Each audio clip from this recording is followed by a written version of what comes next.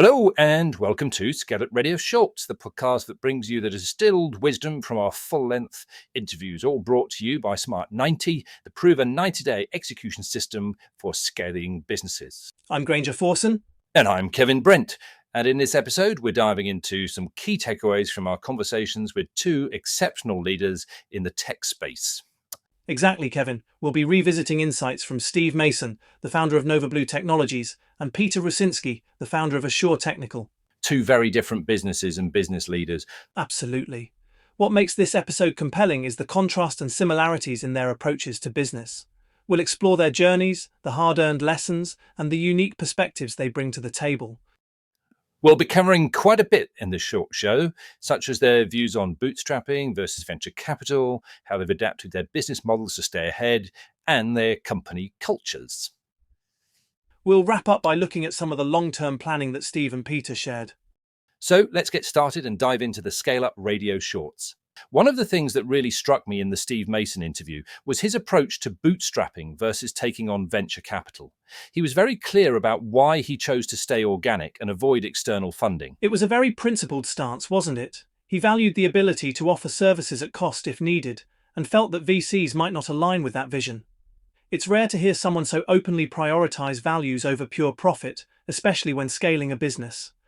It is, and it's a valid point. Venture capital can be a great accelerant, but it comes with strings attached. You're not just taking money, you're taking on expectations and a timeline that might not suit every business model. Exactly. It's about control versus growth, isn't it? With VC, you're often signing up for rapid expansion, which can sometimes compromise quality or culture. Bootstrapping allows you to grow at your own pace and stay true to your original vision. How does that compare with Peter's strategy at Assure Technical, though? He didn't explicitly talk about VC, but his growth seemed very organic as well. It's interesting. Peter seemed focused on resilience. He was happy building great relationships with a great company culture. The opposite of Steve Mason, who is going global in the coming years. Two different approaches for what both companies want to achieve, each to their own. There's no right or wrong answer, is there? I don't think so, no. There are pros and cons to both approaches. Bootstrapping builds great foundations if you know how to sell and make money. VC is great for rocket fuel and scaling quickly. So let's switch gears a bit. Peter Rucinski spoke about transitioning Assure Technical from high-value clients to focusing on cybersecurity for a broader SME market. How did that compare to Steve's approach with NovaBlue? It's a study in adapting to market needs, isn't it? Peter saw the cybersecurity landscape evolving and realized that SMEs were increasingly vulnerable. He pivoted to offer more accessible services, effectively democratizing cyber protection. Absolutely, it's about identifying where the demand is and tailoring your offerings to meet it. What I found interesting is that both guests evolved their company's focus after the start of their companies. It sounds obvious, but it's reassuring when these interviews show it in practice. Innovation comes from many places. Steve Mason is a true innovator and has big plans for his company, whereas Peter comes across as a relationship-first person. Different strokes. Very true. And for both Steve and Peter, I think that they are in very innovative businesses. Definitely. It really drives the point home about staying agile and responsive. It's not enough to have a great idea. You need to be able to execute and adjust as things change. Speaking of relationships, what did you take away from how Peter and Steve create the cultures at their companies? I think Steve's emphasis on kindness as the default really struck me. It's refreshing to hear a business leader prioritize that so highly. It's a powerful message, isn't it? Creating a culture where people feel valued and respected can only lead to better outcomes. It probably allows people to be more themselves and bring more creativity to work. It must increase retention. And Steve mentioned having a no jerks policy, which is pretty straightforward. It signals that they're serious about maintaining a positive environment.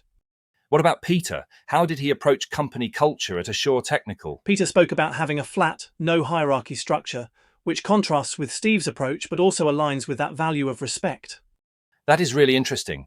Both are trying to get the most out of their teams by making them feel safe and valued, but it comes from different angles.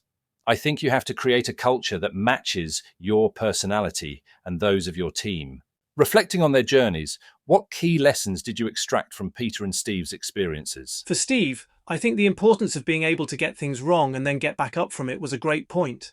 It's about embracing failure as a learning opportunity, and his comment that ships in harbour are safer than ships at sea, but that's not what ships are made for. I like that.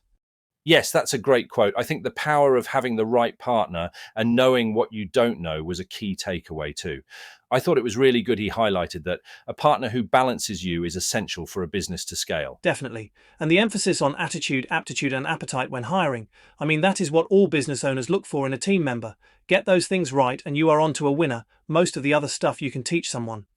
You know, it's interesting. Peter focused a lot on cybersecurity and a strong company culture, but both Peter and Steve touched on the importance of adapting to changing circumstances, whether it's market trends or client needs. So it's a key thing to continue to learn and focus on the long game. Yeah, and not to get complacent, but to keep looking forward. It is a marathon, not a sprint. And so many businesses fall by the wayside. You have to be resilient and tough to make it.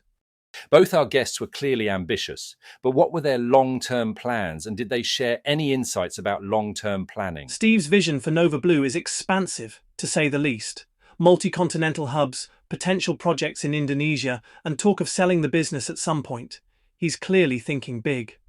Whereas Peter's plans with Assure Technical seemed more grounded in company culture and consolidation. He seems to have a relentless focus on creating a business that people want to be in, that was something that came out loud and clear. It really was, and that culture was always to be the top priority, with a team that are constantly learning, growing and evolving, especially in cybersecurity, which is changing constantly. It's essential to future-proof your business against cyber attacks. Absolutely. Both business owners recognize the importance of it. Building a secure business for the future comes in many guises, whether that is building business units across the globe or a tightly shipped unit. Thanks for joining us on ScaleUp Radio Shorts. We hope you found our discussion insightful. If you'd like to dive deeper into either of these conversations, you can listen to the full interviews with Steve Mason and Peter Rucinski by searching for ScaleUp Radio wherever you get your podcasts. And if you're looking for a system to help you scale your business in 90-day cycles, check out Smart 90. We can help you achieve sustainable growth and build a business you're truly proud of.